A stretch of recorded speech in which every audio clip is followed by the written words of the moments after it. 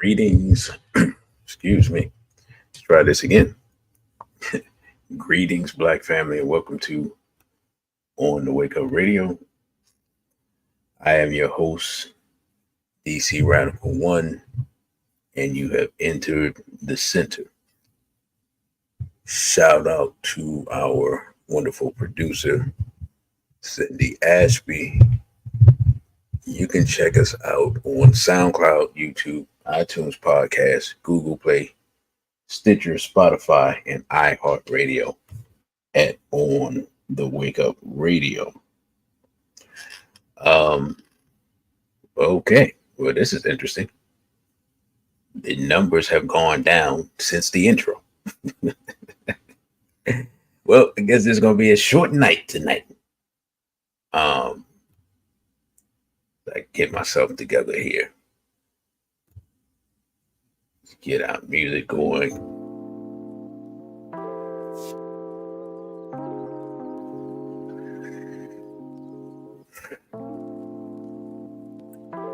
Y'all gotta, you know what? Did I actually announce this the wrong show? Anyway, this SBL Talk, Straight Black Love Talk. I'm your host, DC Radical One. And like I said before, you can find us in all of those places.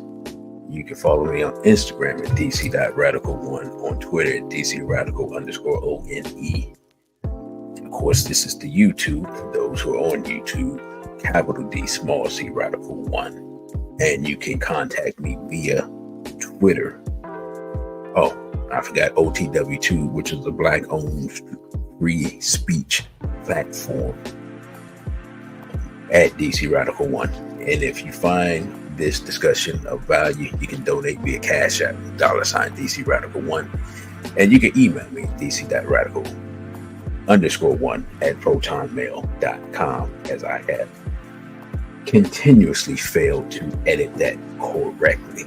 So, tonight's discussion, taboo relationship topics in the Black community.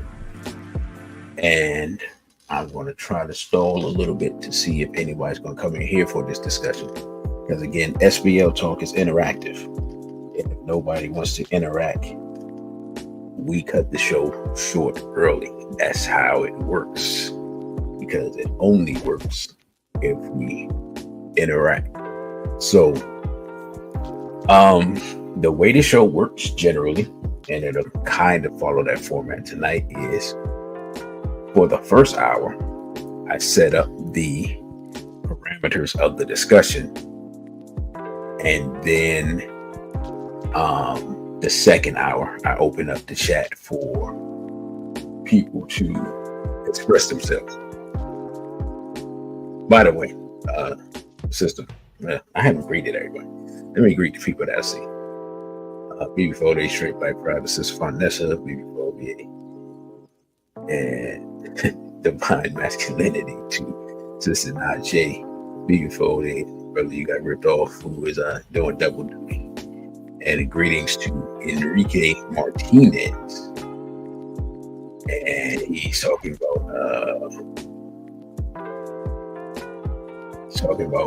snow bunnies with mixed children who want to disappear. Black people. Oh yeah, we're okay. That's part of the discussion. That's later on, so we will talk about that.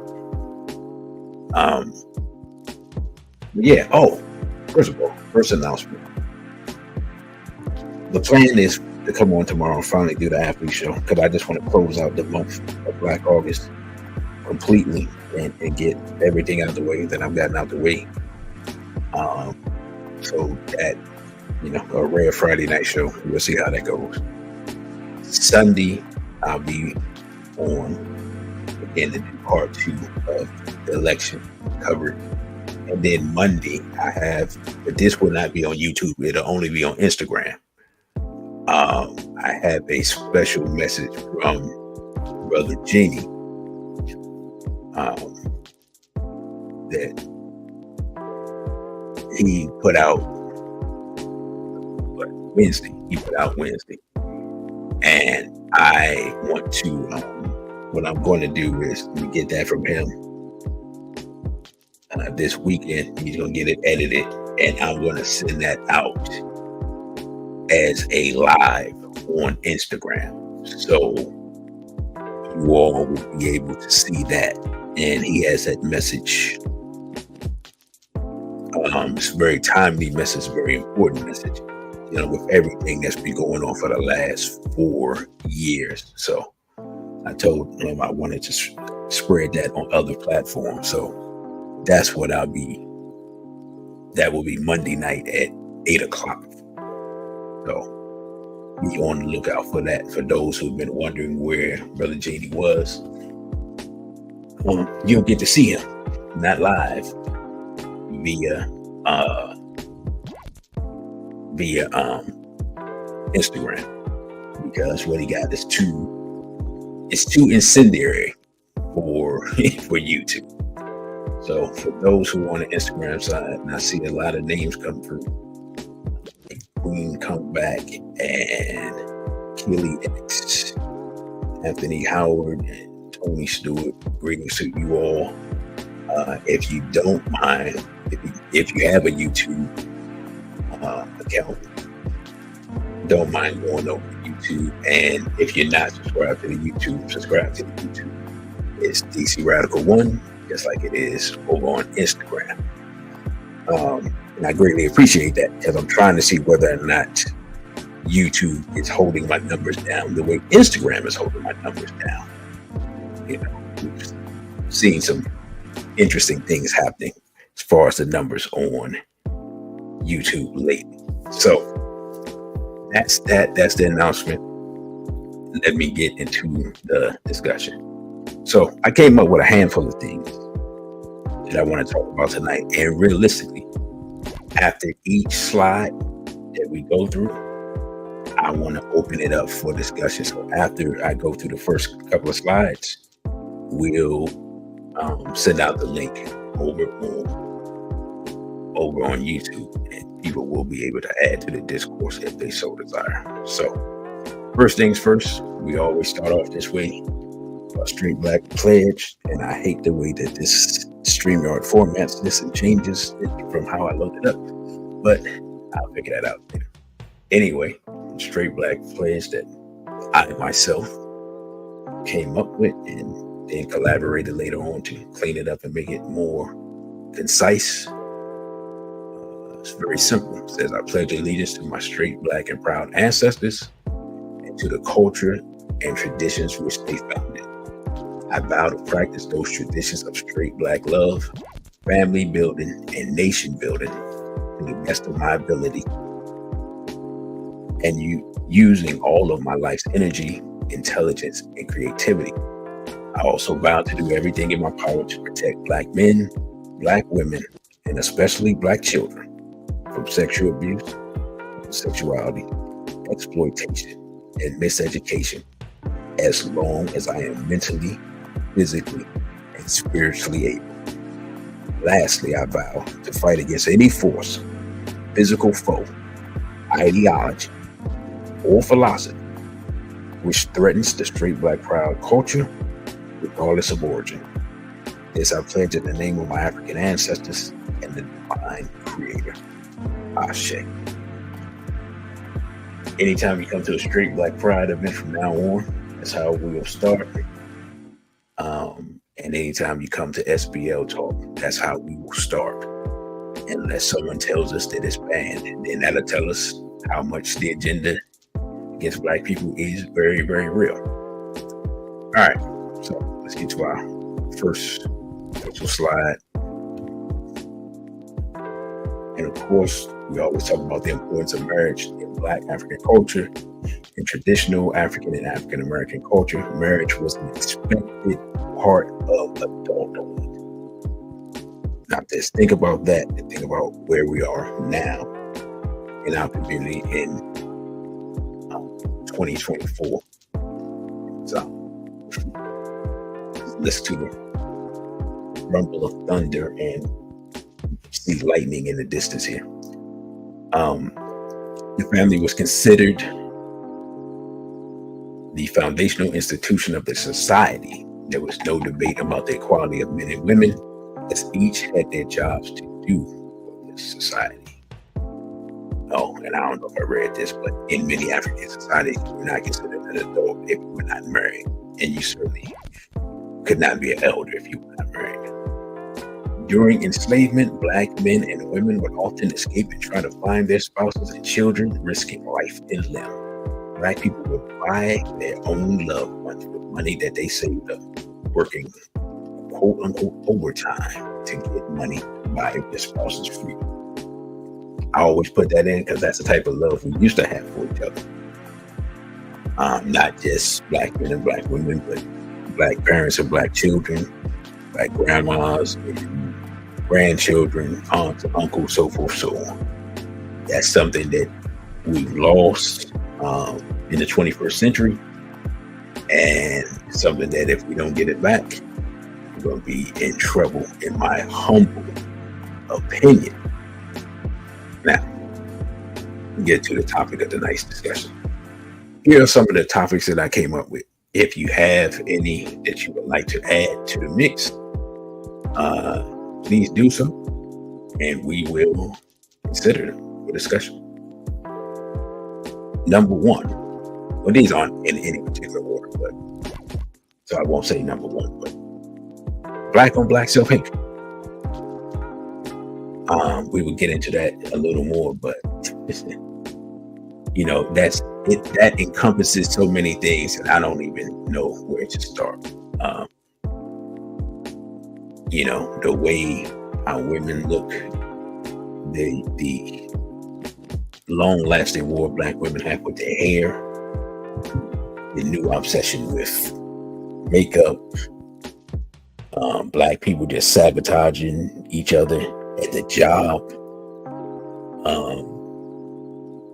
Black people knowing that someone is married and basically intentionally destroying their relationship by cheating, knowing the people's situation. That's a lot.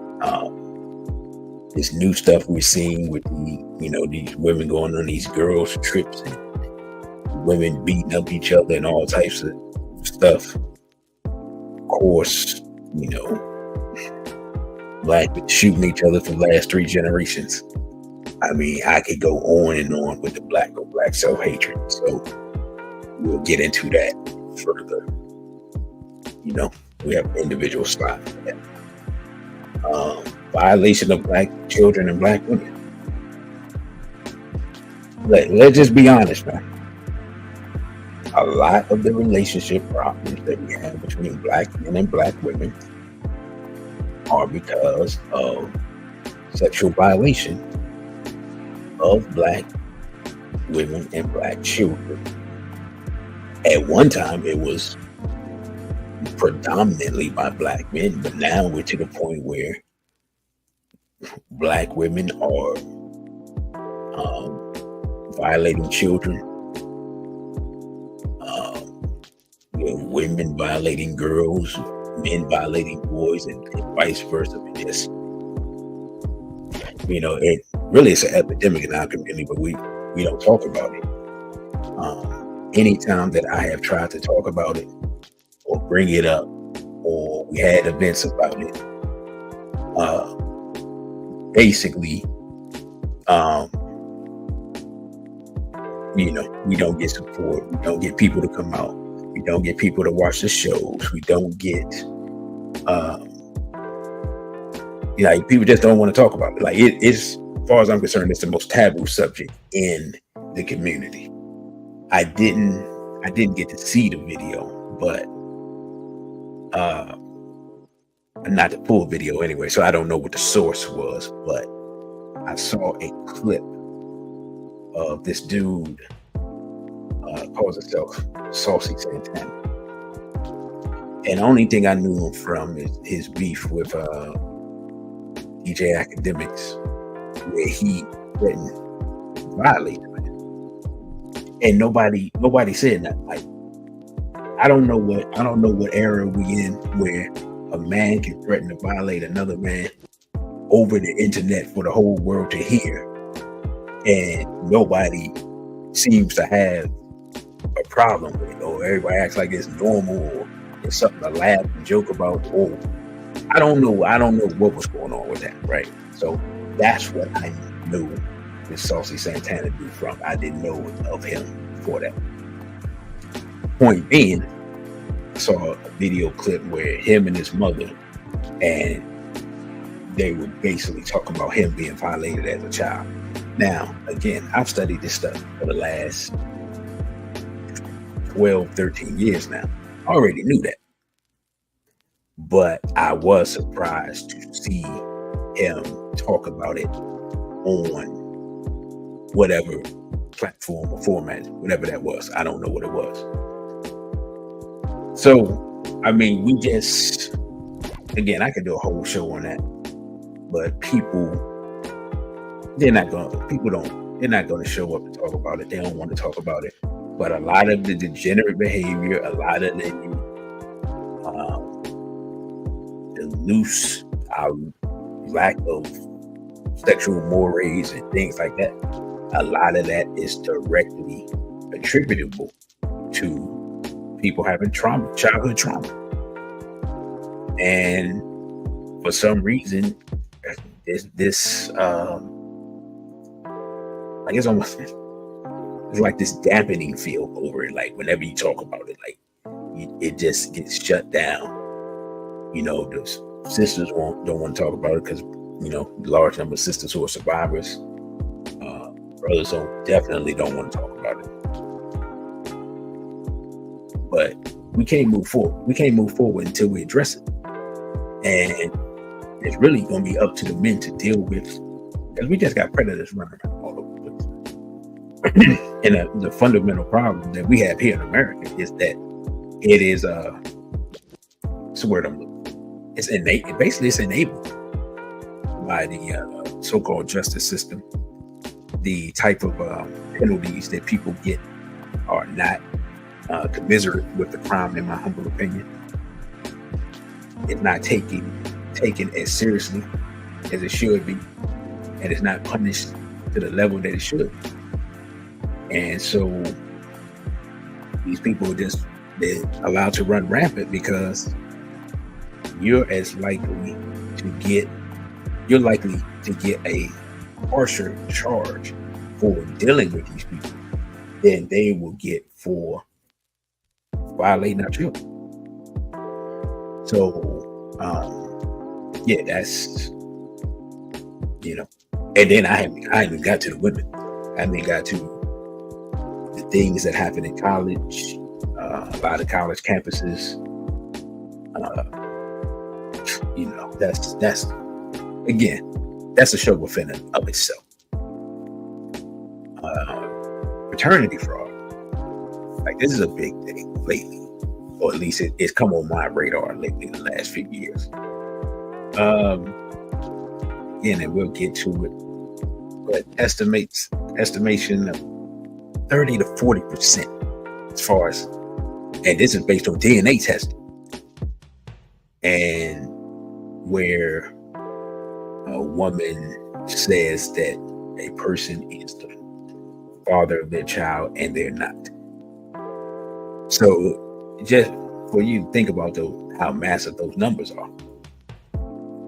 If you are, like, if we all went to a public setting, whoever's listening here, and we counted off 1, 2, 3, one of those 3 people is they think their father is someone who's not their father, right? And I did a whole show on that. You know, we have stories like Terrell Owens, the former football player. His father lived across the street and he never knew. What's the gospel? Kurt Franklin. His mother basically denied that his father was his father, even though he showed her 2 DNA tests. I don't know what happened. I don't know what trauma she went through. I don't know what that was about, but she wouldn't even tell him. But he set the DNA test on the table in front of her with the man who is the father there. And I can't really remember, like, I just remember her denying that he was the father. I don't think she like denied knowing him or them being together, whatever the case was. But for some reason, she just was in just complete denial. I've never seen anything like this. She was in complete denial that man could be the father of her child, even though I don't think, and I would have to watch it back again, if Kurt Franklin, I don't actually know what I don't remember what the show was called, but it was something with Kurt Franklin. He was trying to find out who his father was. And he had thought that some man that was his father that had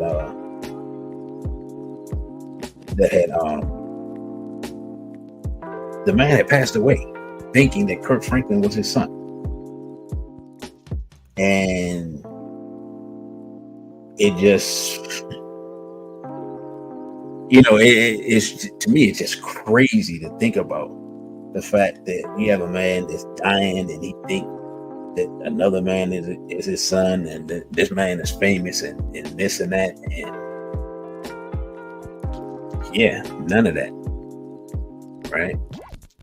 So, and just seeing, I'm not even a fan of Kurt Franklin, but just seeing the pain that it was putting him through, and the pain that it had put him through his whole life, not knowing who his father is and things like that. And I don't know why people, well, let's be honest, I don't know why sisters don't think, let me just say this, Black women, your son is going to have a void in his life if he doesn't know who his father is. You can't make that man be a father to your son. I understand that part. You can't make that happen. He got to do that. But this thing of trying to erase men from their sons' lives or whatever is going on out here,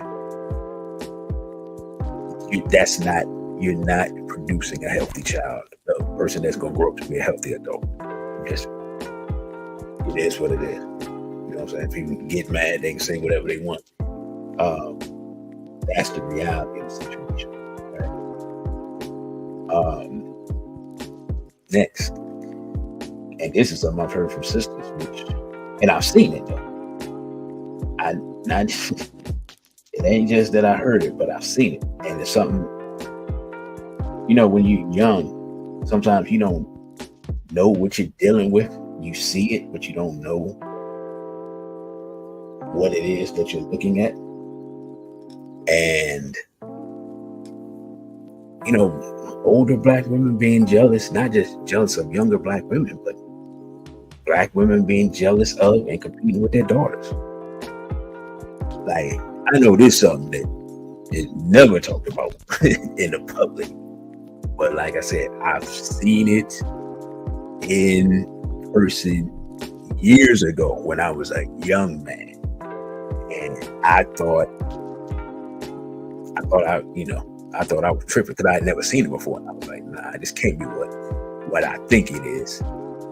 It must be something else. And then basically what happened is a brother who was related to the sister I was dating at the time told me about an incident that had taken place. And then I realized that what I thought I was looking at is what I was looking at. Like, it was real jealousy of a woman for her daughter. And seeing it up close in person, it's weird as a man, especially as a young man. If you don't, like, if it's something you never seen before, like if the women in your family, they don't have those type of issues, and you don't really know what's going on, it kind of bugs you out. And and as I started talking to women more as I got older, and you would hear more and more women talk about this, it was just kind of like it's like, oh, okay. And I think we're seeing it more and more now because you have more and more women who are single for long periods of time. They're closer in age to their daughter. So it becomes almost like a sibling rivalry instead of a mother-daughter relationship. So yeah, that's just, and if any sisters want to come on and speak on it after we get through this slide, be my guest. But I don't know if you put that under black on black self-hatred. It's just something that's not healthy for the community. I just put it that way. How to categorize it, where it comes from and all that. I haven't done the proper analysis, but it is something that I noticed, and nobody don't want to talk about it. But when you talk about it in private circles, then that's when a sister will speak up and talk about their experience, or sometimes their mother experience, or sometimes their sister's experience with their mother, and just all types of stuff. Yeah, that's so. Yeah, this is controversial nowadays, but mixed people aren't black. You said, well, PC, that's your opinion. Okay. We have, let's use coffee, right? We have black coffee. Black coffee is coffee. Coffee with cream is coffee with cream. Or they say coffee au lait, right? You know what I'm saying? And we're going to get into it, but Dr. Chancellor Williams, I thought about this recently, and I was like, you know what? Black people who've read Destruction of Black Civilization and black people who haven't have a different understanding of who's black and who's not.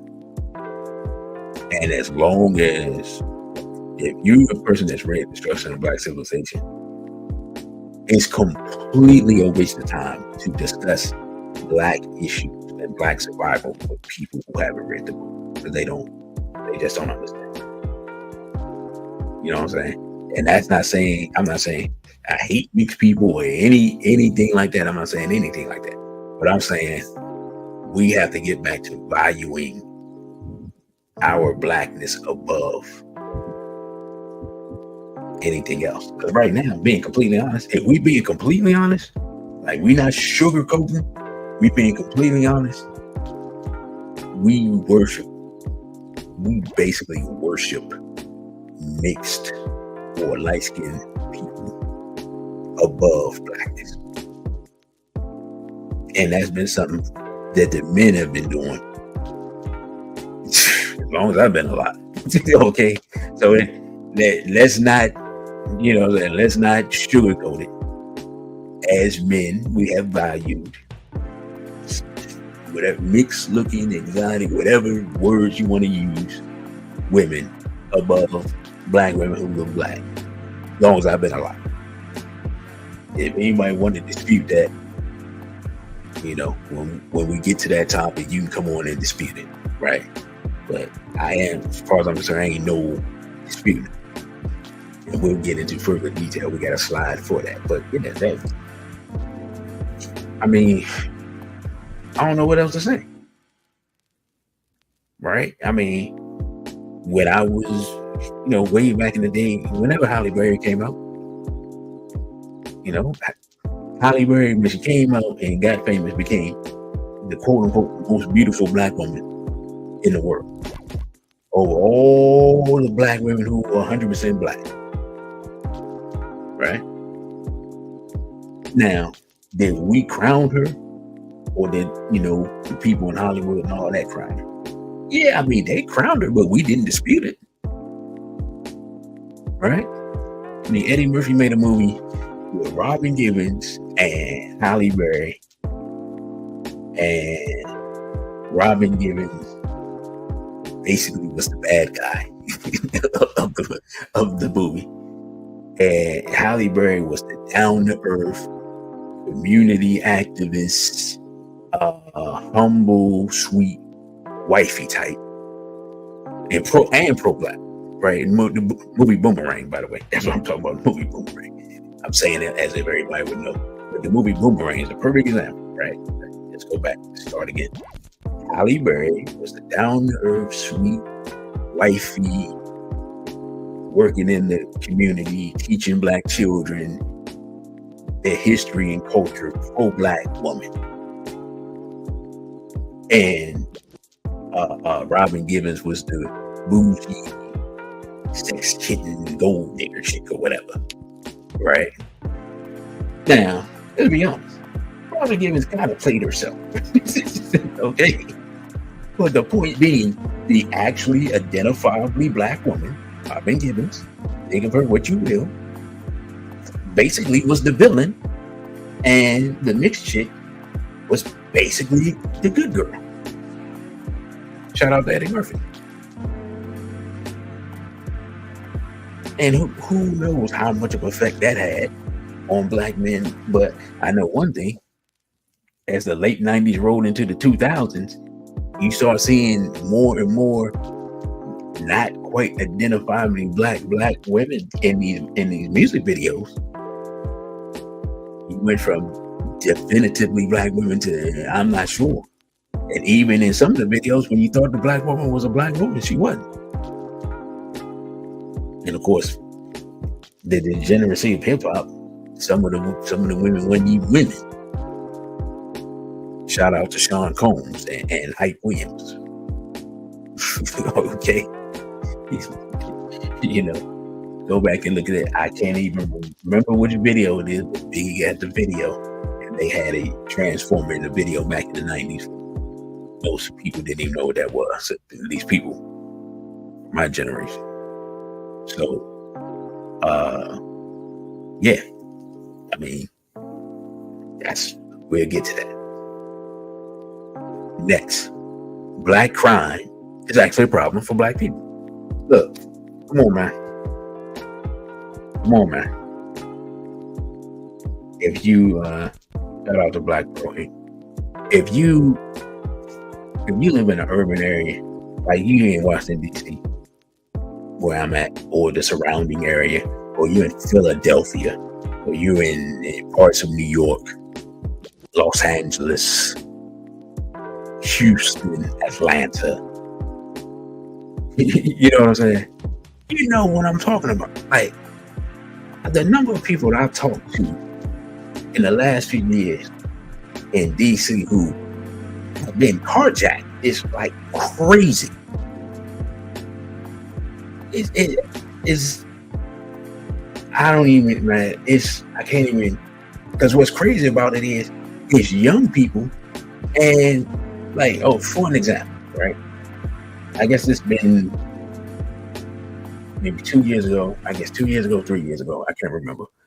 An NFL football player, his first year that he was a rookie, like a month or two after he got drafted by the local team, by the Commanders, that ridiculous thing. He gets carjacked in Washington, D.C. He's like, I don't know, 21, 22 or something, because he's a rookie. Just got out of college. And they said people try to rob him like 16, 17 years old. Try to take his car.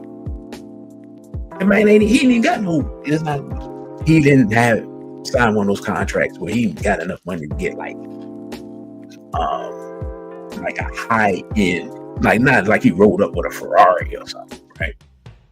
I forgot what they said he had, but anyway, they shot the man. So before he can even get on the football field, his welcome to DC is getting shot. You know what I'm saying? This is an NFL football player. You come from somewhere in the South. I forgot what school you went to. One of the SEC schools. Come up here to DC.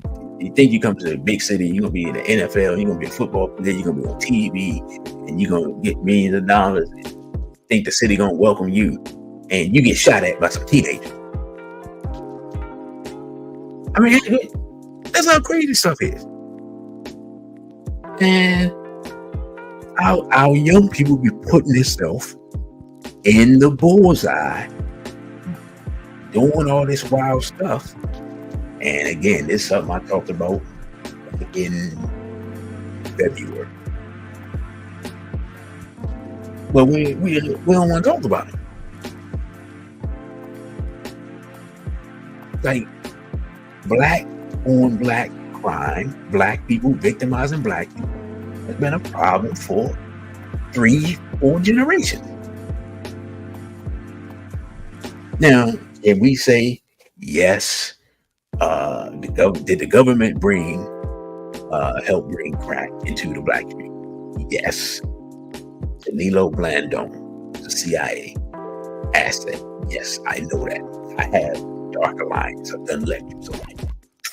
You know what I'm saying? Talked about it probably more than anybody in the last few years because everybody's forgetting. Okay.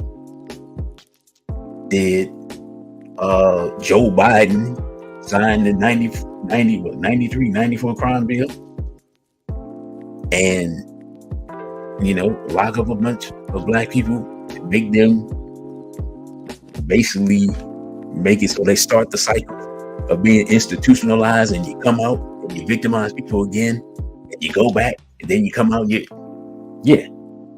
but nobody don't want to talk about that part. Somehow, let's just be honest, somehow Trump is racist for the Central Park 5 thing, which, okay, cool. All right, we agree on that. But Trump and the Central Park 5 thing pales in comparison to the 94 crime bill that Joe Biden wrote. But we can't talk about that for some bizarre reason. Like, one thing is racist and the other ain't. But we talk about mass incarceration, but we don't talk about the fact that Bill Clinton and Joe Biden are the architects of the 94 crime bill. But of course, the Republicans help sign because, as we always say, Republicans are racist. So if the Democrats are going to write a racist bill, we know the Republicans are going to co-sign it. We can't talk about that. Even though they straight black private or isolate. Somehow, that can't be part of the discussion. But anyway, let's move forward. I'm supposed to be 1 hour in. And I haven't even gotten off this slide. Degeneracy is not our culture. Listen.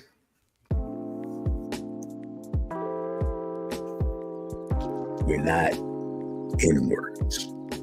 We're not B's and H's. Working in public is not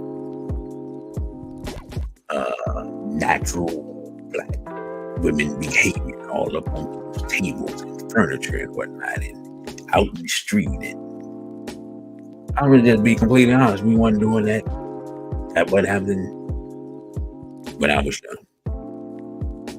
You start seeing it a little bit, basically being completely honest, after Luther Campbell got the nerve to talk to people about supporting black women when he was a virtual pimp at the time. Luther Campbell, Uncle Luke, was a complete and utter hypocrite for whatever he's talking about, supporting black women.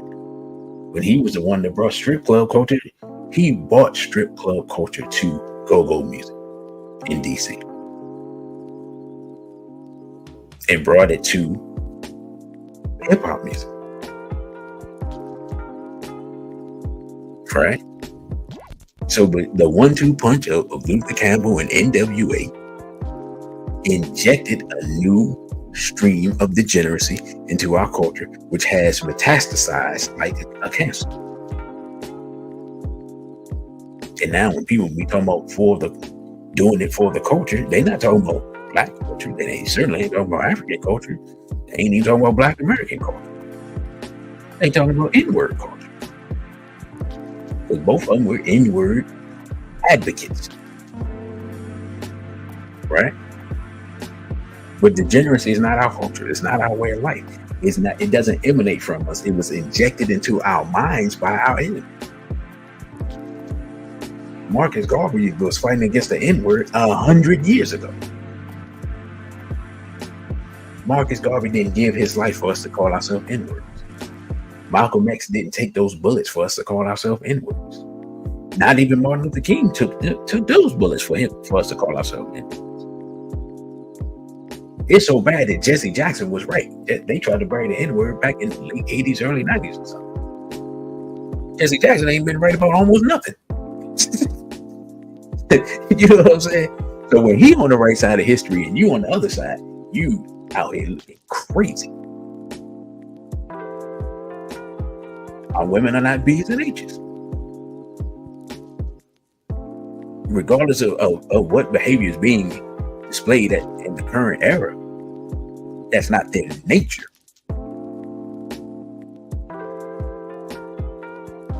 All this lasciviousness and degeneracy and backwardsness and people, sleeping with people's, baby daddy that they know, and people trying to sleep with people's wives, and the pastor sleeping with everybody, including the children, and all this debauchery, man. It's insanity. This is not our culture. This is not how we used to act. Like, somebody got to have something. It's got to be something that you don't do. Nobody got to be perfect, because ain't nobody perfect. I ain't even close. I have a cussing problem. Being completely honest, it's amazing I'm able to be on YouTube. I've disciplined myself just enough for 2 hours, 2-3 times a week. But man, I mean, it's got to be some stuff there. There's got to be some stuff you're like, man, I ain't doing that. There has to be some type of moral foundation for you to be able to do anything wrong. And right now, we think, I mean, it's so bad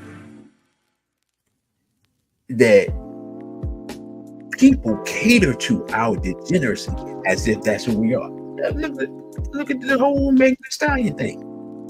Megan Thee Stallion twerking at the, I guess what, at the DNC thing, right? Am I correct?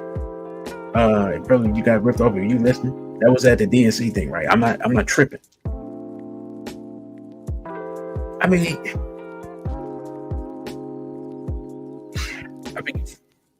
we went from what, a month before that, or 2 months before that, or whatever, black women saying, "Hey, man, what's her name? Sexy Red. She don't represent us." And the people on the BET Awards or whatever it was, everybody basically run around naked, on the red carpet. The sisters were like, "Hey, man, that's not us. That don't represent us.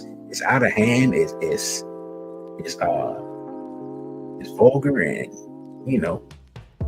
this is unnecessary, and this and this and that." And then next thing you know, everybody's celebrating Megan Thee Stallion twerking on at the DNC. What happened? I was seeing sisters. I was like, oh, sisters was against that. I was like, all right, cool. Yeah, we still got some life left. We still got some sisters with some self-respect and integrity. I'm like, the men gonna have to step up. And before I can even seem like, before I can get it out of my mouth, we back to square one. Sexy Red is a bridge too far, but Megan Thee Stallion not. And Lil Jon. And see, I forgot about that. Yeah, again, that Lil Jon been saying, I mean, his whole, if they use the song, I think they use his whole, like, that whole song is just savage. Like, he's a caricature of that.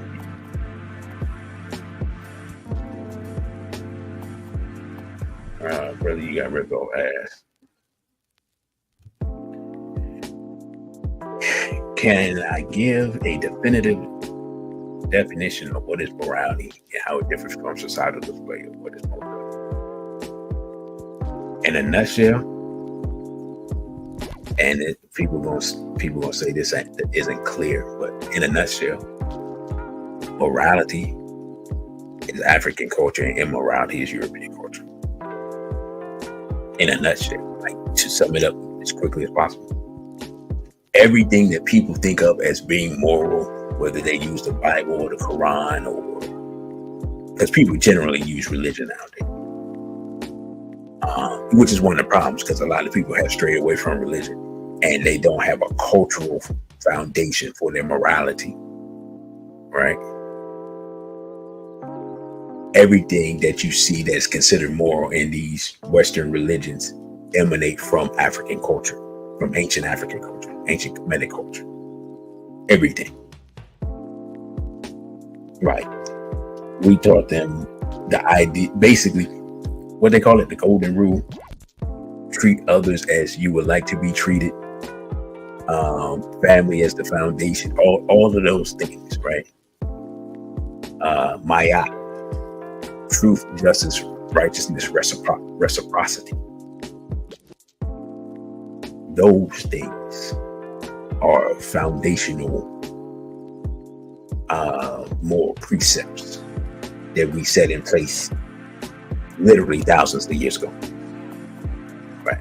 So hopefully that answers your question, brother, and that's clear for the audience. Black women's new toy addiction.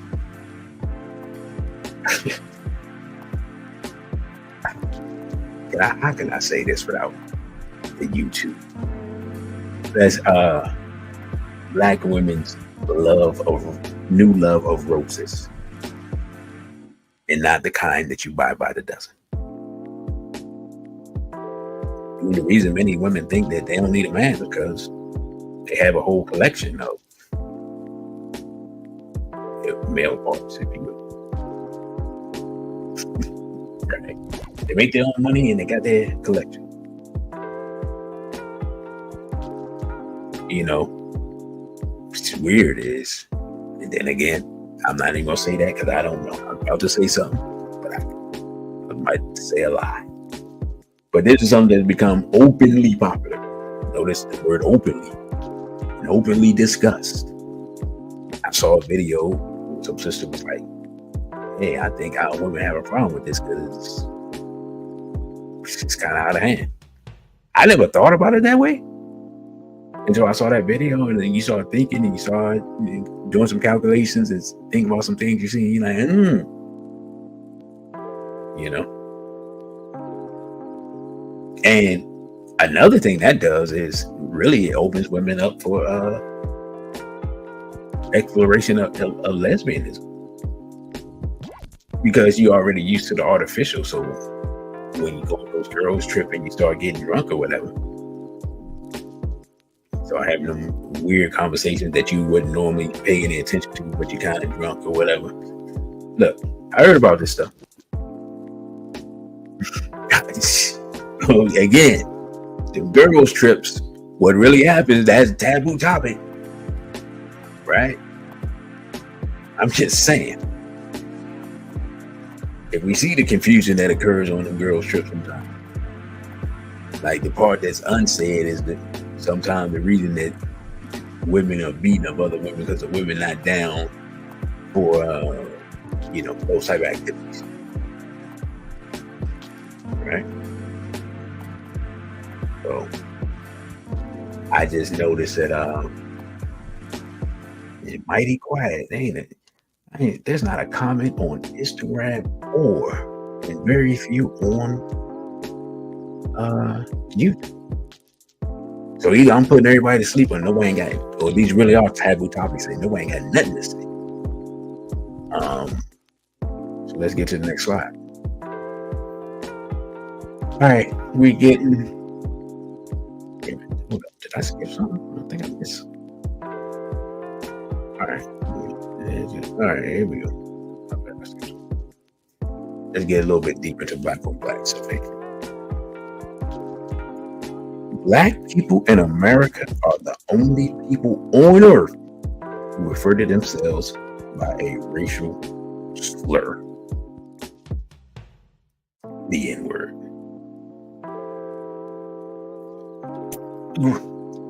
I don't even know what more that I have to add to this.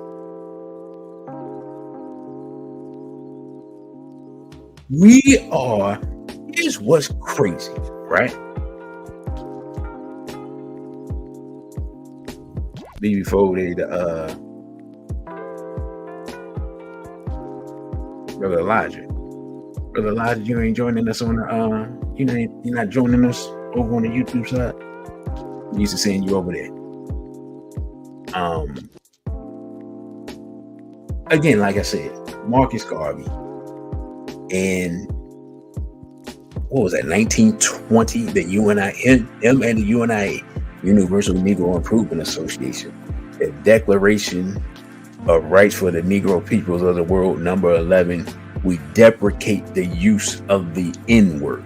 Deprecate means we hate its use.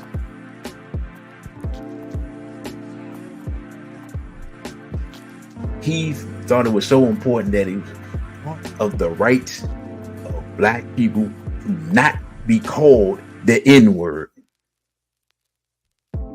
And he said that around the world, and at the time, he was fighting against two small hats who were trying to get us to call ourselves the N-word. And then when NWA came out 60 years later, the Jerry Heller, a small hat, got us calling ourselves the N-word again, after Richard Pryor had us calling ourselves the N-word. And then he went to Africa and he said a voice told him, "Do you see any N-words over here now, Richard?" And he said, "No, I don't, and I would never use the word again." But now you can't enjoy nothing without black people N-wording you to death. Some of these conscious people N-word more than anybody. But they talking about RBG. Well, RBG, red, black, and green, comes from the UNIA, which is from Marcus Garvey, who was against the N-word. So what's the problem? And if you say, well, brother, I mean, it don't matter because what? We haven't produced anything of value since we started calling ourselves N-words. We haven't been able to do anything constructive. We haven't been able to come together in any way, shape, or form to do anything positive because we call ourselves N-words. And it's so bad that black people will argue with you about, they claim they not African, they claim they Indian, some people claim they space aliens, that they from the planet Risk or whatever they be talking about. But you know what? Regardless of what people call themselves, what black people call themselves, whether you Native American or you African American or you FBA or you ADOS or you African or whatever, most people except for African nationalists, the only people, Moors, I seen them all, Hebrews, I seen all of them. They call themselves all this stuff, but they still, what's the one thing that they respond to and call each other? The N-word. So they agree on their identity. They agree that their identity is the N-word, regardless of all that ideology that they talk about. Because they won't ban the word.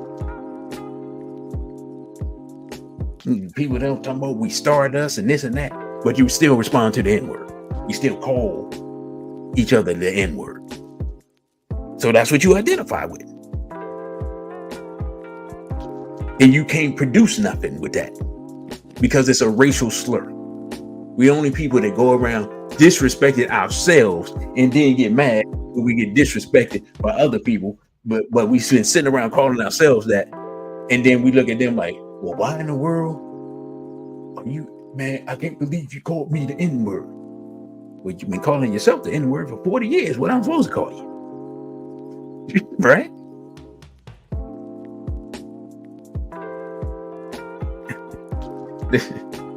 Sister says she saw a white Mexican beating up a hat and calling the hat the N-word.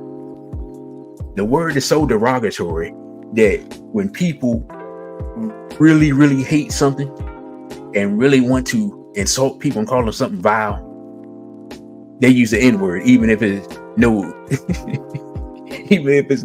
identifiably N-words in the vicinity. That's how insane it is. And we're the only people who call ourselves, again, by a racial slur put on us by our enemy who has tried to trick us into identifying with it, and we've fallen for the trick. It took them 60 years, but we fell for the trick. Right?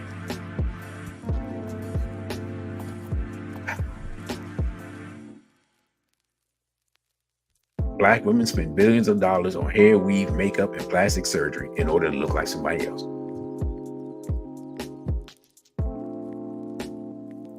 Anybody, y'all can stop me when I'm lying. In fact, after I get through this slide, I'm gonna put the what's name in the chat right now. But I get to you after I finish this slide though. But I'm putting it in the chat right now. There's no need to even wait around.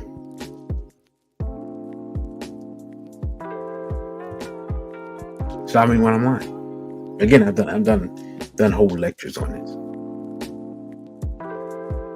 We claim we don't hate ourselves, but why everybody got blonde weave? The darker the woman, the blonder the weave. That's what I noticed.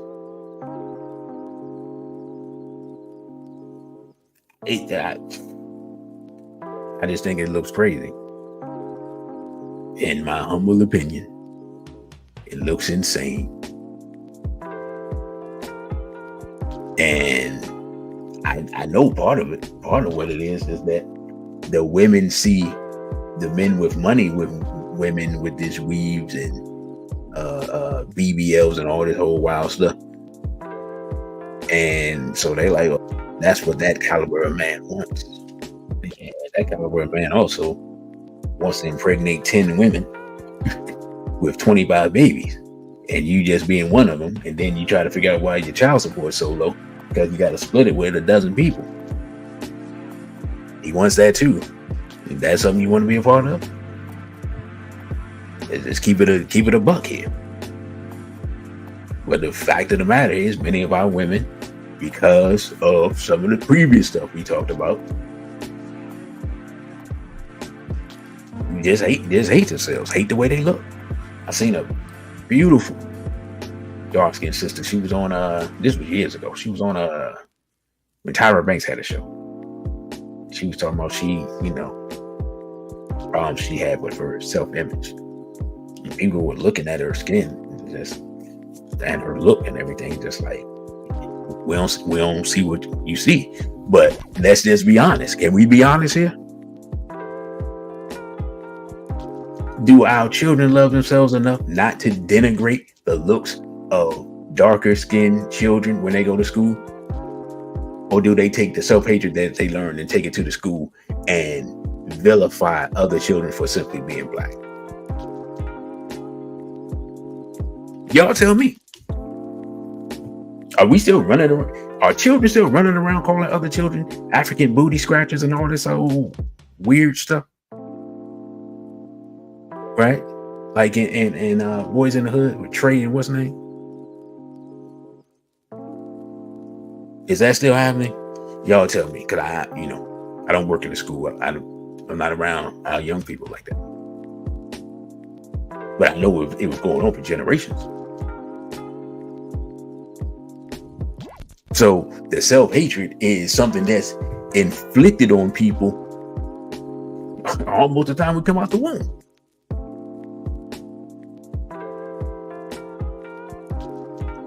Getting our women to like their hair is, it's a true story, right? It's been long enough that I'm sure the sister don't even listen to me, know what I'm doing. So I suggested the sister go natural with her hair, and she said, I ain't that black. Of course, she was a dark skin. I was like, she was offended. Like I had said something derogatory. Talked about her mama or something. Wear my natural hair. Fortunately, she ain't gonna be anywhere.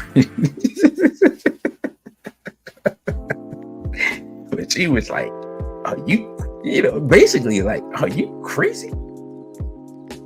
I ain't been wearing my natural hair all the time that you know me. Which makes you think I'm gonna start that? And I'm like, I ain't nothing. It was a suggestion. In fact, it was kind of like, can this person still be in my life as I make this transition suggestion? And that response was a no. Well, I didn't think so, but I want to give her a chance. We were cool, known each other a long time. Yeah. So sister said, I think all the TV shows don't help. Oh yeah, no, yeah, oh yeah. I mean, the TV show actually started it. The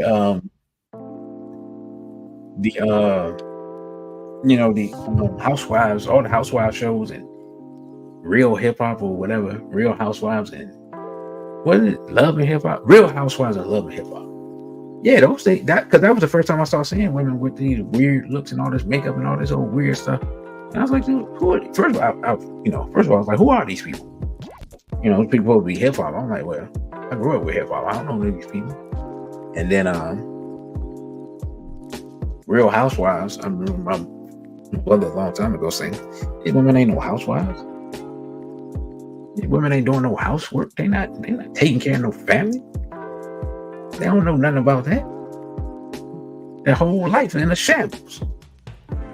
Ain't nothing real about this. It's artificial. She said that years ago. She probably said that before the black people came on. You know what I'm saying? When it was just, people forget Real Housewives was just degenerate and savage European females when it started.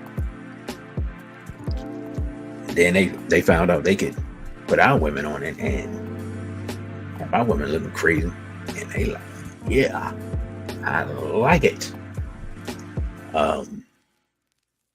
Skin bleaching, the epidemic in the Caribbean and on the African continent. Sister Najee said, some island folk be ready to fight if you call them African. Let me tell you something. To your point, Dominicans are the most anti-black, sort of black people on earth. And if it's some people worse than that, y'all let me know, which would be crazy.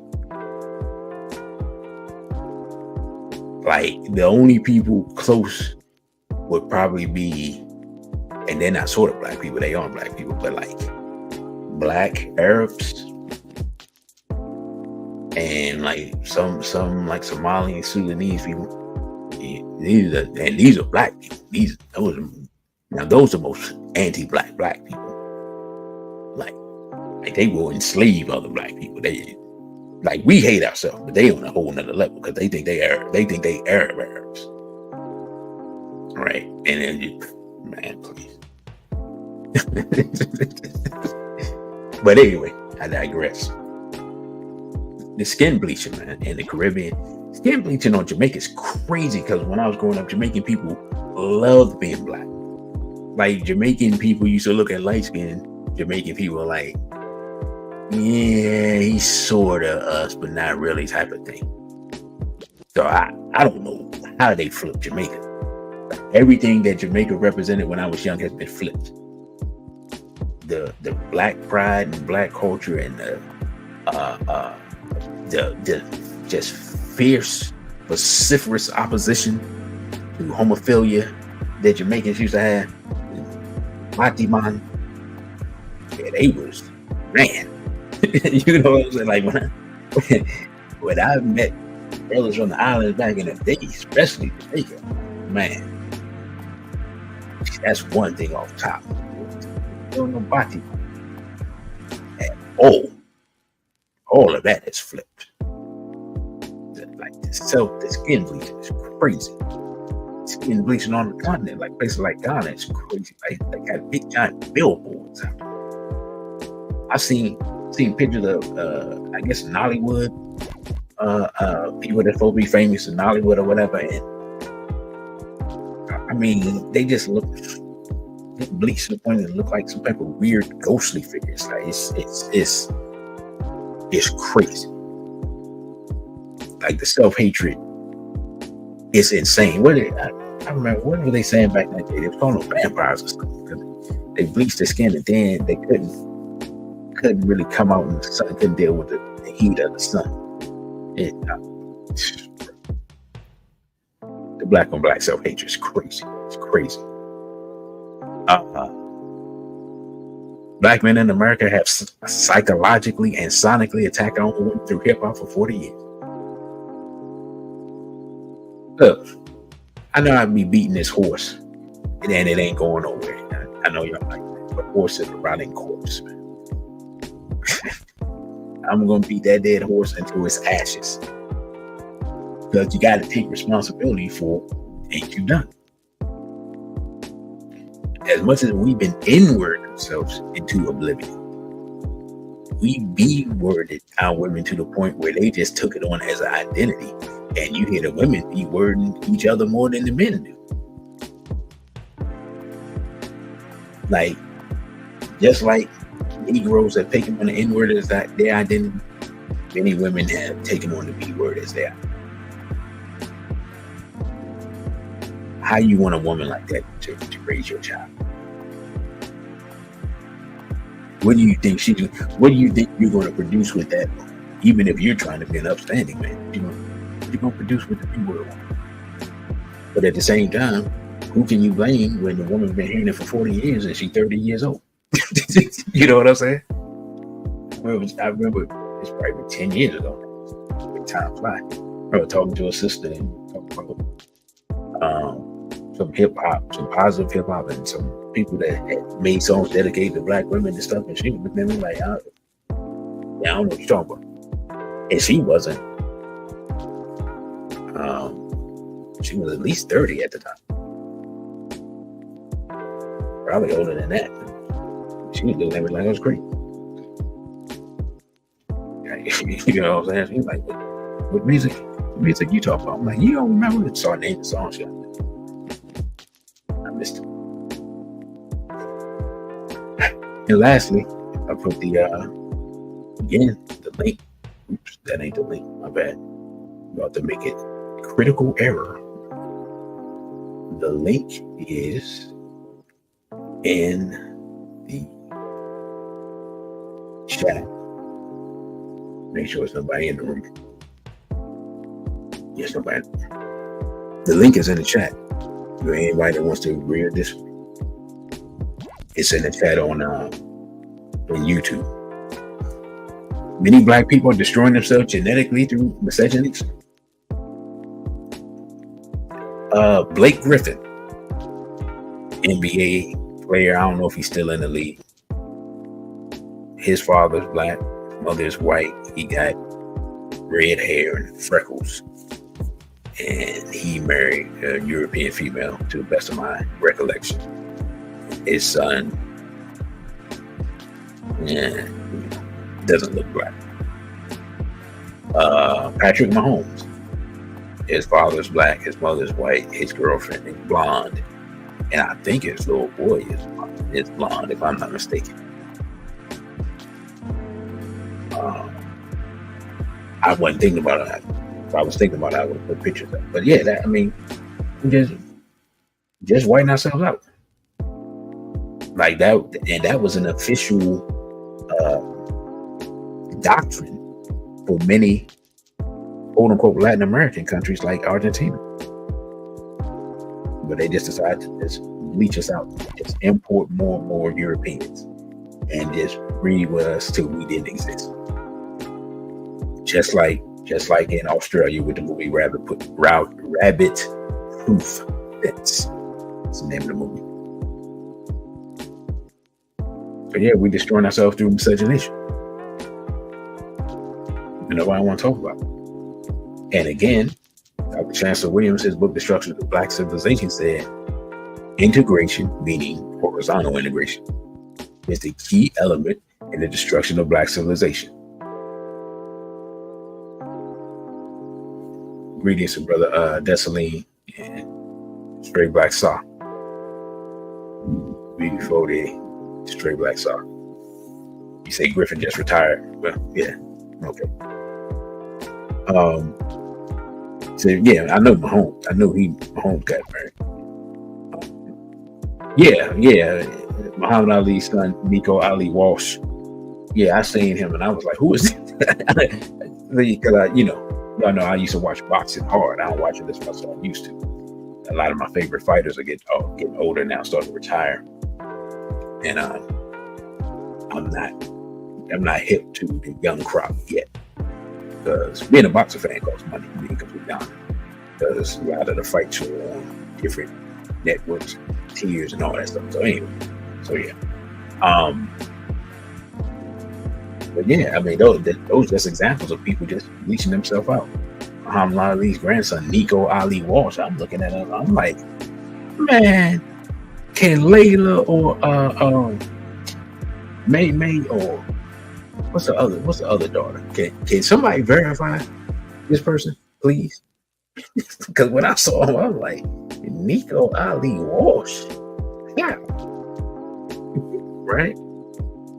So it just goes to show it don't take much, especially if you're not already dark skinned. Don't take much for you to get genetically obliterated out here. Right? I know I'm moving kind of slow. All right, so anybody got anything to add on the self-hate? We got, if you're on the Instagram side, you can come over to YouTube at DC Radical 1 or DC Radical the numeral 1. As a thunderstorm seems to get gaining more energy over here. Seeing more thunder, hearing more thunder, seeing more lightning. But yeah, we put it again. The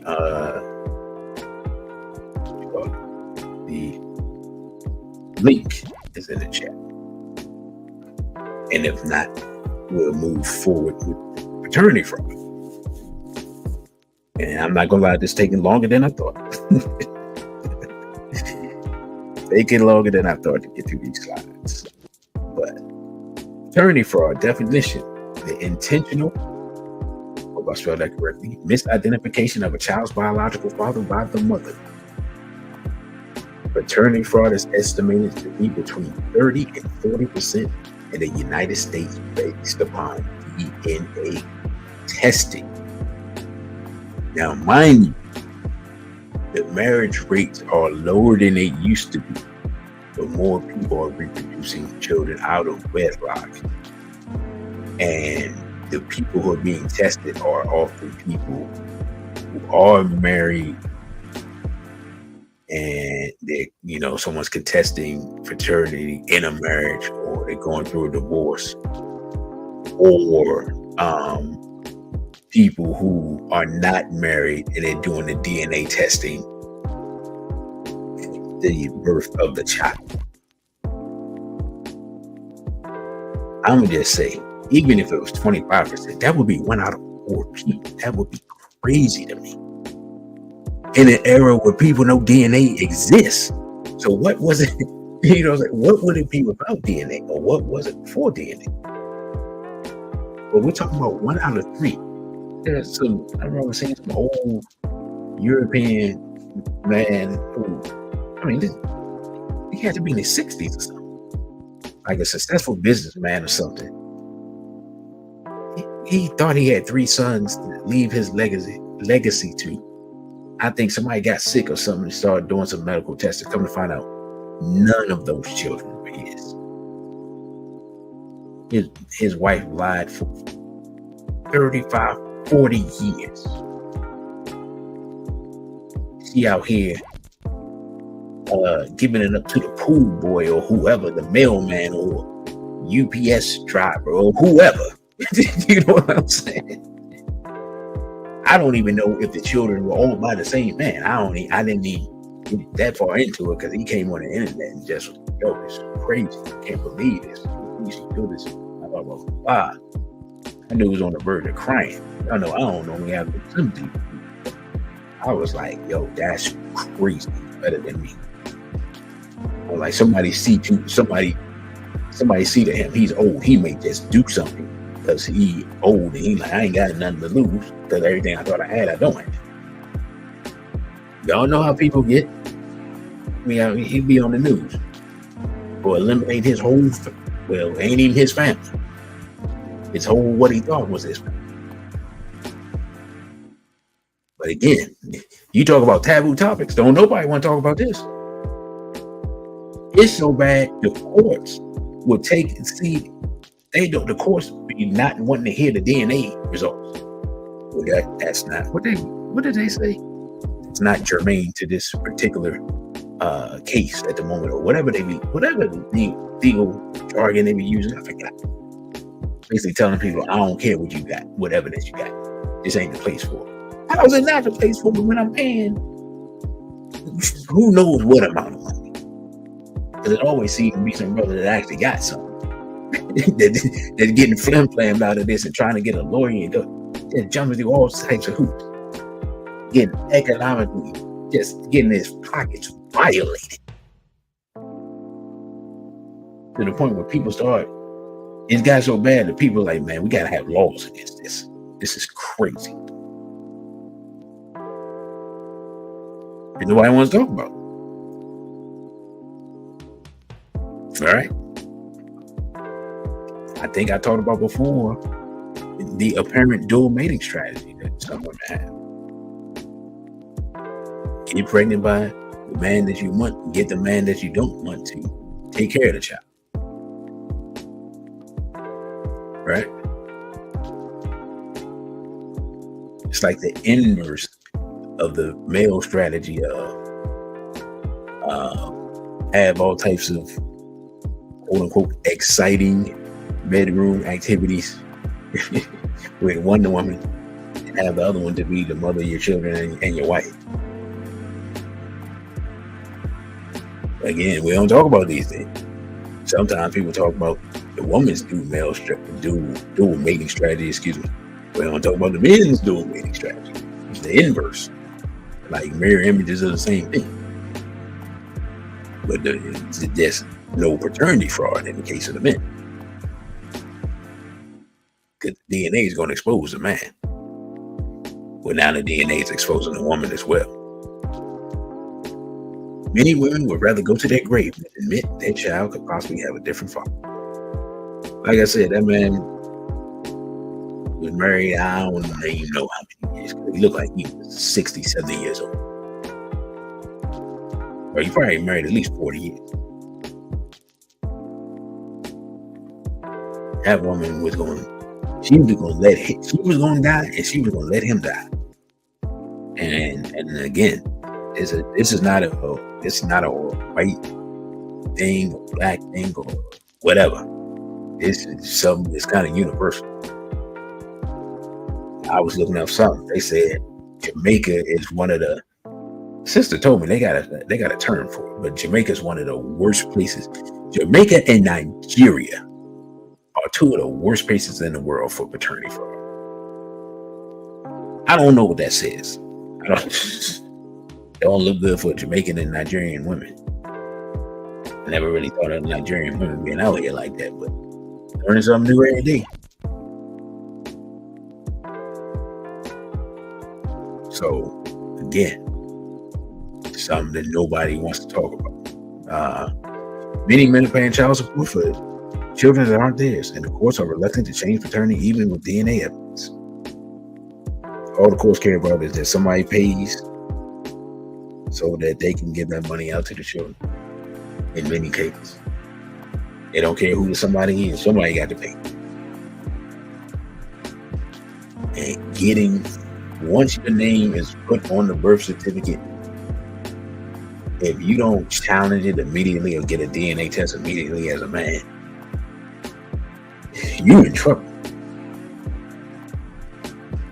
And I've seen cases where men didn't even know they had been put, but the woman didn't even. I've seen cases so crazy where the man and the woman hadn't even never had no interaction. She just knew of him and knew his name and put his name down. And he down for child support. He never had the pleasures of the woman. And then he got to jump through legal hoops for that. Lastly, very few states have laws that punish the mother for paternity fraud. What's next? All right, I know nobody want to talk about this. Again, any questions or comments? The link is in the chat. Anybody? Nobody? let's just go through this quickly. I know nobody wants to talk about me. Mr. Man says, where's the legislation to make DNA testing mandatory? I believe Tennessee just passed that law. But let's just be honest. In the current society, the rights of men, no one cares. just being frank, no one cares about men right now. But the butchers and the barbarians are at the gate, so people start caring about men soon. But getting the men to care about anything at that point, probably too late. A lot of men don't care about anything right now. A lot of men have checked out of society, and that is a discussion that isn't had pretty much. A lot of men just like whatever. A lot of straight men, a lot of men who would be responsible citizens and productive and things like that are checking out society because, you know, at some point you can only tell people so many times that you have no need for them before they believe. But I digress. I'm veering off course here. Experts estimate that over 40% of black girls and around 25% of black boys will be victimized before the age of 18. That's 1 out of 4. And that's by men or women. 40% of black girls. That's over 1/3. The statistics that they use as far as the Justice Department and all that are underestimates in my part because most people don't go to the police. Children a lot of times won't even tell their parents because of the psychological manipulation of the predator. And you also have situations like, I don't know if this was a skit or movie. I don't know what this was. Saw it earlier today on YouTube.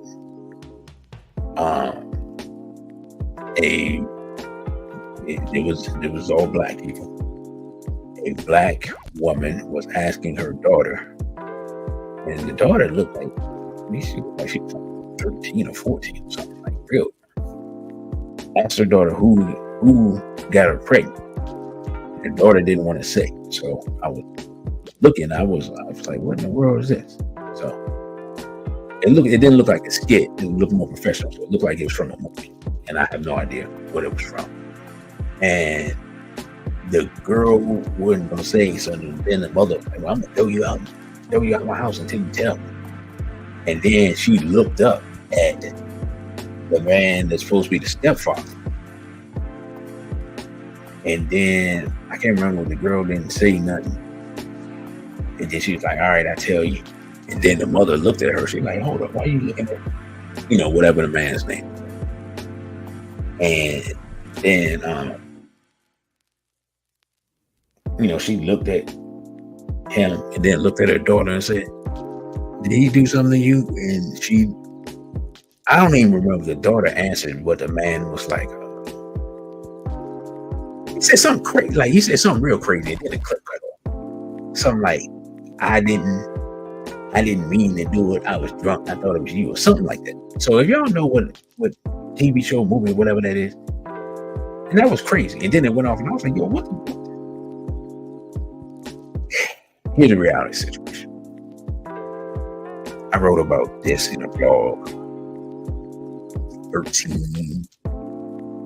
13 years ago. And I'm not saying everybody would, right? Not trying to throw this jacket, as they used to say back in the day, on everybody, but these dudes, there's a lot of predators out here who target single mothers, single women with children, because they want to get to the children and not to the home. Again, I talked about this 12, 13 years ago. I talked about it for over a decade. Before you bring a man around your children, sisters, don't be afraid to ask questions. Don't be afraid to talk to his family. And don't be afraid to do a background check. If you get that inkling or you got some type of weird feeling, these predators is out here, man. And we're not doing a good job of protecting our children from these predators, because the predators is everywhere. Like it's to the point now, it's so bad in the schools that I just stopped covering it, because basically every week you will see a teacher that had doing some interaction. First it was a bunch of men, and now it's a bunch of women. Like every week, some young in their 20s, early 30s teacher, more and more ridiculous, lascivious behavior. I've seen female teachers preying on girls. I've seen female teachers taking on multiple boys at the same time. Like just insanity. Like I almost don't know what to say. Your children not safe in your home. Your children not safe at the school. Your children not safe on the way to the school. And not safe at the bus stop. And being completely honest, all of this, there's a whole trafficking situation happening with all these illegal people, with them separating the children from the adults, and people paying to have their children come over without the parents, and all types of wild stuff going on. Nobody even talks about that aspect of the whole migration thing. That's fueling trafficking, child trafficking.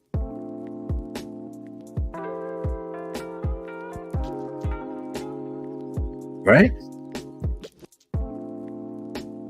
And nobody want to put it on the table and say, look, we got to do something about this.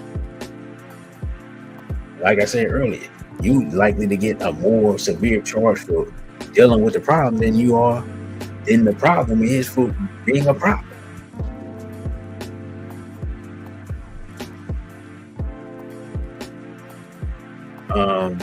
Girls who are survivors are often targeted for violation as adult women. I don't even know what to say. I seen it, I knew it, and it was crazy, because I'm like, it's almost like predators can sense when someone has been violated, and it's like they drawn to it like a shark or something. It's just insanity. Like the fact that the laws in this country are not set up for total elimination of this problem tell you all you need to know. And if I'm not mistaken, either the Republicans or Trump or them connected, because a lot of people don't understand that Trump used to be a Democrat, so I don't even consider him really a Republican. But that's a whole nother story. People got short memories. Yeah, like they talking about passing some laws to beef up the penalty for these crimes, which I'm with. But the police that are investigating it, of course, I don't trust them. Hell, because I did a story on the police being the predator, right? And then you got people like what's his name, DJ Kid, who his own sister called the police about, and then he just went on to keep doing what he was doing. Sister Shanika said, feel like they're making the children feel like they don't need their parents. How they made the women think that don't need that man. Right. Yeah. And that's the predator's way. The predator's way is to separate you from your family so that they can prey upon you. It's no different than if you watch those nature shows and what they call it, the wildebeest. The wildebeest are trying to cross somewhere, and like the lion or the cheetah or the alligator or something try to find a stray calf that's behind the herd, so that can be their meal for the day, right? It's no different. Predator is predator. You can separate the child from the family, separate the woman from a man, and all that. It's easy for you to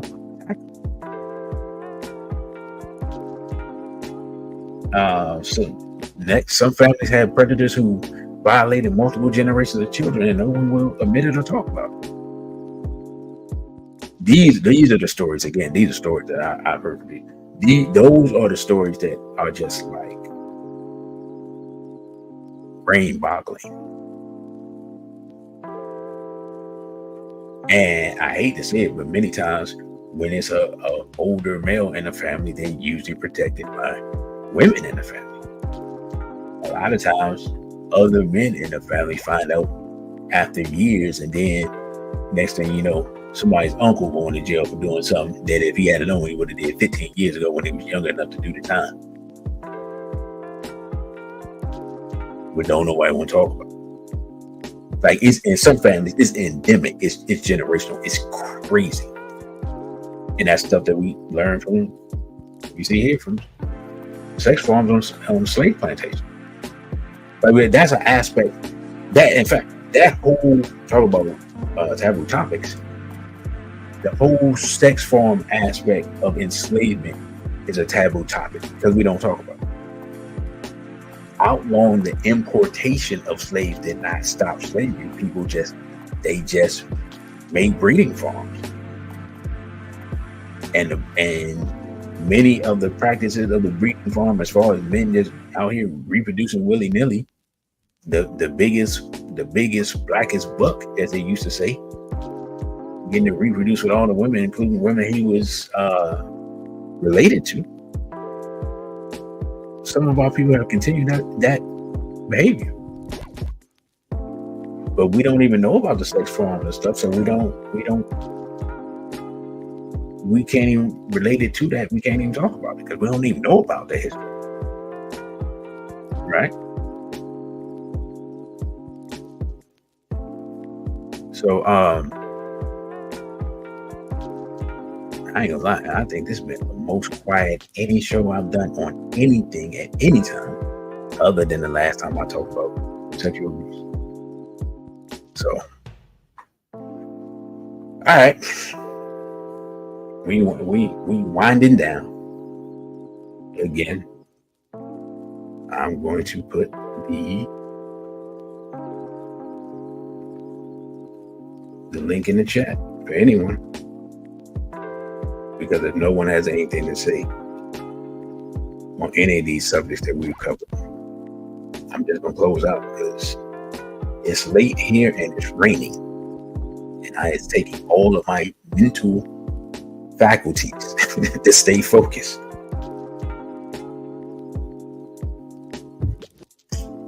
Again, let's get into it. Are mixed people black?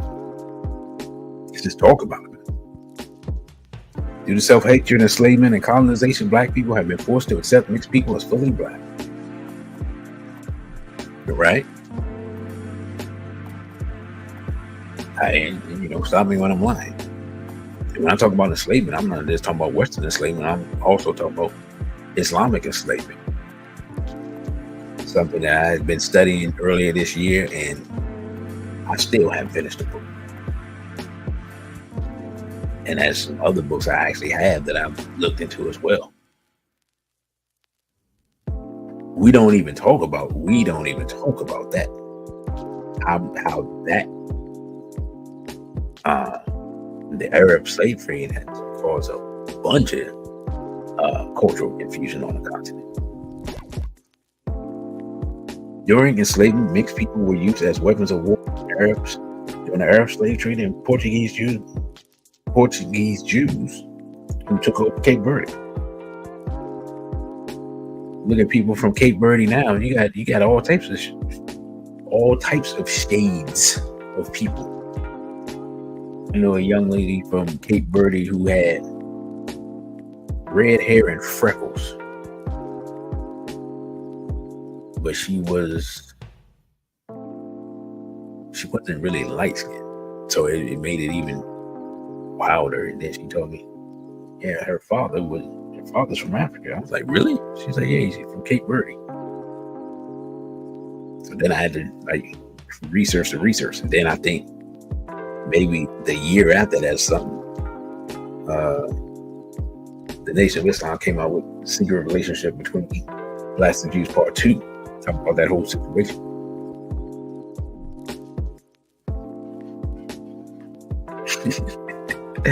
This is not a day said.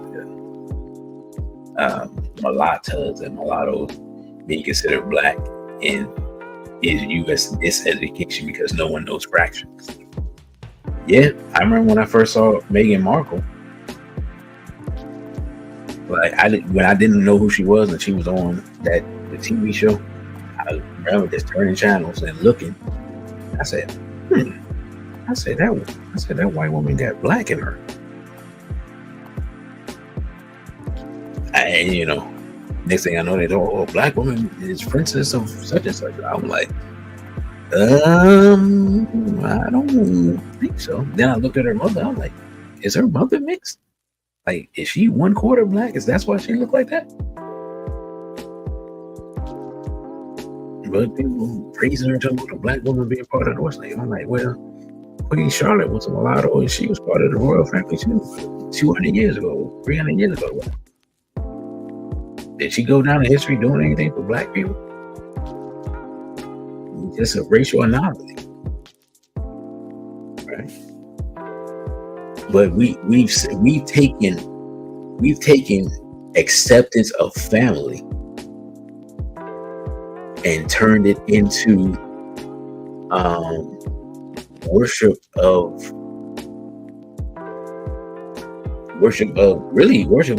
enslavement, really. Because a lot of what we see was forced upon us. Was there a time when the royal families took in these people and as the sealing of a treaty to become family with enemies thousands of years ago? Yes. Was it a mistake? Certainly. Can we learn from the mistakes of our ancestors? Absolutely. Because the problem is, and let me tell you something, I've seen this in organizations. I've seen in organizations where the organization supposed to be super pro-black or whatever, and the whole top of the organization is like 3 mixed people. Like we're the actual black people. But because of our worship of non-blackness, we'll put the mixed people up on a pedestal and follow them the way we follow Europeans. And most of the time, there was a time when those people would try to prove their blackness and be extra black, but now most of the time they just like, oh, okay, I'm gonna lead you in the same direction that the European will lead you, to the slaughterhouse, right? But we don't study this history. We don't know about the Lancados and Moranos, right? We don't know about when people talk about black people sold black people into slavery. They don't know that we talking about a bunch of mulattoes most of the time. You don't talk about that, right? See, this is that's the taboo part of history that nobody don't want to talk about. It's so bad.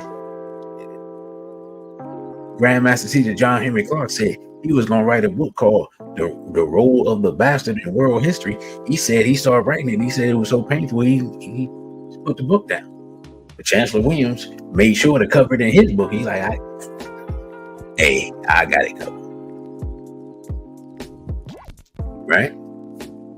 Barack Obama was hailed as the first black president, but he passed bills to protect police while police or people in police uniform, terrorists in police uniforms, were committing acts of terror against black people. He bombed Africa, specifically Libya, and is responsible for the increase in black slavery by Arabs in Libya because of his destabilization of Libya, right?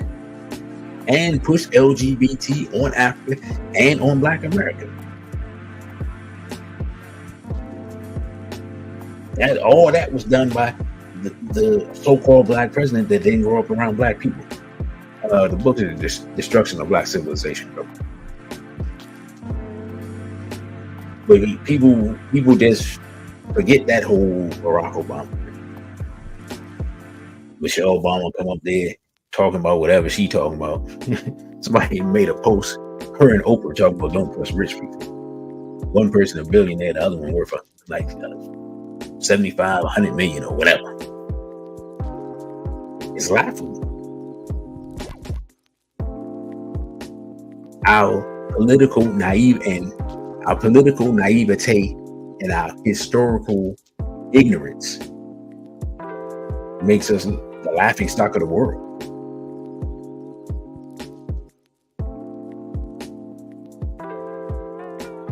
And now, as I said before, many mixed people are marrying white and thus bleaching themselves out. So whatever Meghan Markle was, she's even less of that now, as an example. And we already talked about Blake Griffin and Drake and all these other people, right? So they all choosing sides, and they choose to be Europeans. I tend to judge mixed people based on who they reproduce with. Because you can't control being mixed, but you can control which direction your lineage goes when you become an adult, right?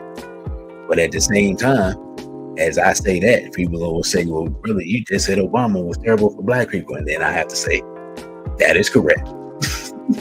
But his whole marriage to Michelle was political, because there was a light-skinned dude who was supposed to be Obama before Obama named Harold Ford, congressman from Tennessee. And he showed up with a platinum blonde European female, and I ain't heard nothing from him since. DNC I don't just dismiss that man. You can't even find. I don't even see that dude nowhere. Like, he almost erased him out of history, right? But most people don't know that story. They don't remember that. They don't remember there was Obama before Obama. It was supposed to. Where we at? I'm ready to close out. This is the last slide before we close out. Degeneracy is not our culture. I'm gonna say it again. Degeneracy is not our culture. Degeneracy is not our culture. Degeneracy is not our culture. We're not inwards. We're not inwards. We're not inwards. What are we not? Inwards. We're not B's and H's. Hey, brother, you keep saying the same thing over and over. I know I do. Trying to hypnotize you into black sanity. Black people have been tricked into thinking that vulgarity, emotional instability, drug use, and general bad behavior is natural to our people. Anyone can stop me when I'm lying. Anyone. Let me look. Is anybody over on the Instagram side? Am I lying about anything that I just said? Anyone? Reads the Black Sage Chronicles, Alaskan Born 69, Hype Bomb. This is people on here I've never seen before. I ain't even know they call them. If they do, right? Like, is that true or false? Y'all let me know. Do we think that's our culture? Is that how we act now? Is that what projected on TV? Is that what people expect from us when we go somewhere? Hip hop has been used as a tool of psychological warfare. I don't know what happened to the E on that, but whatever.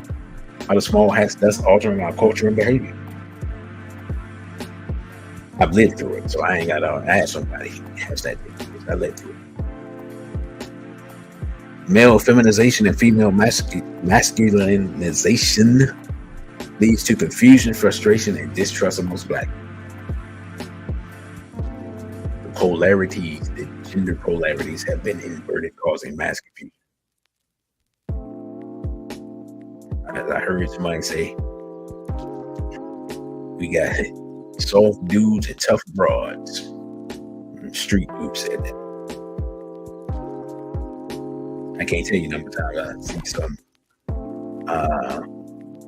woman that's not as tall as I am and weigh half of what I weigh, walking around, you know, with her chest out like she is trying to project toughness. And I'm looking at them like,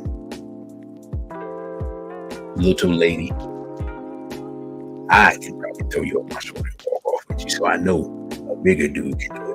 Can grab one of you in one arm. You know what I'm saying? I know dudes that can grab one of you in one arm and another of you in another arm and walk down the street like you're carrying his groceries. Like, you want to accept your own and be yourself. And Cam Newton, I mean, many Black men try to prove their manhood by reproducing with as many women as possible while taking on the true responsibility of fatherhood. I blame the men, but I also blame the women, because we're in the internet age. You know that dude got old kids by three women. Why are you becoming the fifth and the sixth and the seventh? And then complaining about it. Like, it's crazy. Degeneracy is not our culture. Like, somebody has to bring some sanity to the table. Sometimes you gotta lust from afar. You know what I'm saying? Like, let's keep it a buck. Uncontrolled lust and use of illicit substances and also legal substances like alcohol produces a lot of confusion in our community, because a lot of people are reproduced via those things that I just discussed. Sometimes you gotta lust from afar. And you're like, DC, what does that mean? Sometimes you just gotta look at somebody and be like, oh, she looks good. But I can't mess with her. Can't do it. You know what I'm saying? Sometimes you just gotta look and say, is it possible that this person can bring anything positive to my life? Yeah, maybe. Is the negative they're gonna bring into my life more than the positive? Yeah, absolutely. Sometimes you just gotta make the calculation. You know?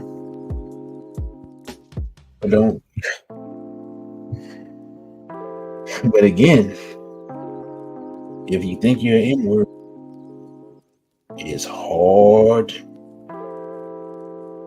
It's hard to do things that are beneficial, and hard to do the things that are avoid the things that are detrimental. And like I said, man, Black men trying to prove their manhood through reproduction, and also trying to hide from our enemy in the womb of the women of our enemy, man, is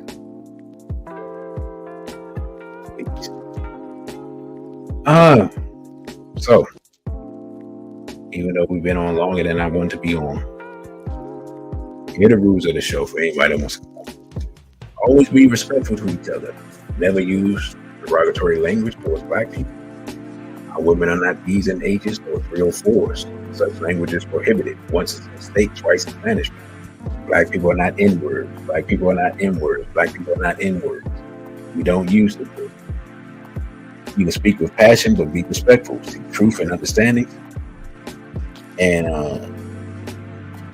seek truth and understanding. Excuse me. Speak the truth and avoid the stereotypes toward the complimentary gender. By the way, again, I am your host, DC Radical One. You can follow me on Instagram at DC.Radical1, on Twitter at DC_Radical_ONE, on OTW2, DC Radical One. The Cashapp is $DC Radical One. can email me at dc.radical_1 at protonmail.com. I am going to put the link in the chat for the last time. And if no one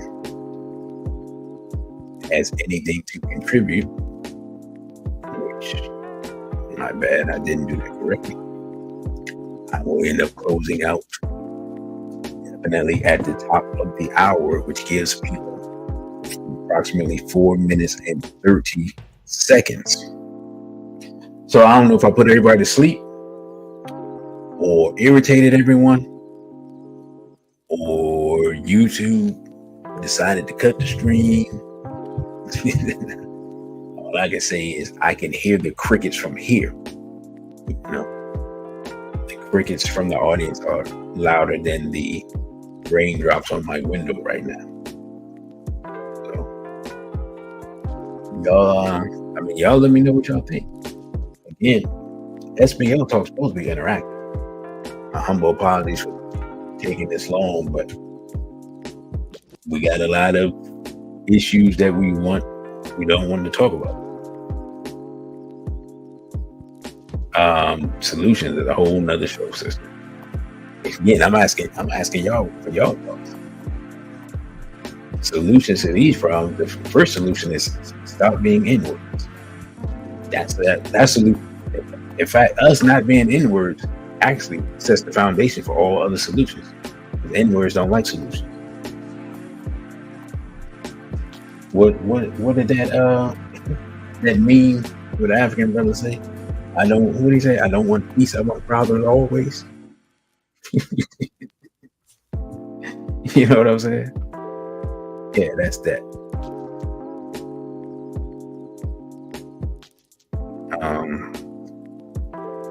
You said, how does straight black love address the taboos? Well, number one, when you try to say straight black love, you're not N-words. You reject that identity and you reject that behavior. Anybody that's been to our events, you can tell the difference from a SVP event compared to any other event that you'll go to. Even some where people claim to be quote unquote conscious. And let me say real quick, just adding to that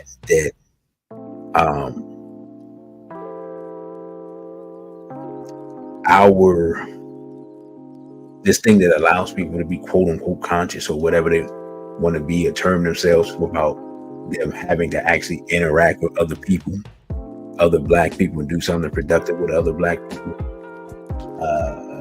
They're really detrimental.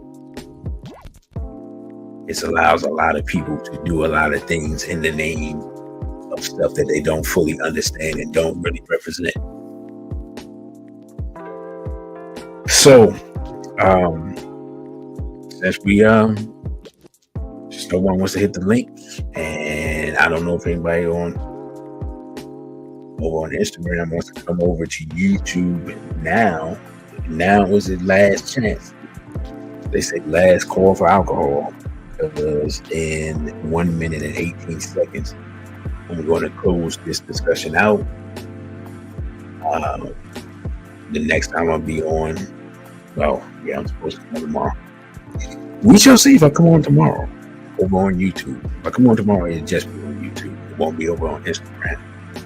And then Sunday, we can do this second half of the election coverage. If you didn't see that show, that's definitely worth looking at. Go to the DC Radical 1 YouTube channel and just look for the last live stream before this one. And I believe it's the Center Live. So look at the Center Live, who's left in the 2024 election. And then Monday at 8 p.m. on Instagram, we'll have Brother Genie's message, which I think is about 2 hours long. So I'll just put that up in the live.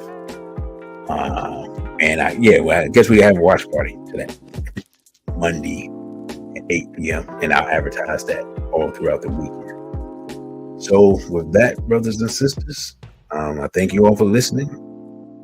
Hope you found value in this content and in this discussion. Don't forget to like, share, and subscribe. Definitely would like you all to subscribe to the YouTube if you're on Instagram, because I want to see if they're holding my numbers down or people just hate the content. I don't know. But that's going to determine how I'll move in the future. So, again, your host, DC Radical 1. With that, I say a BB Fodier and straight black pride.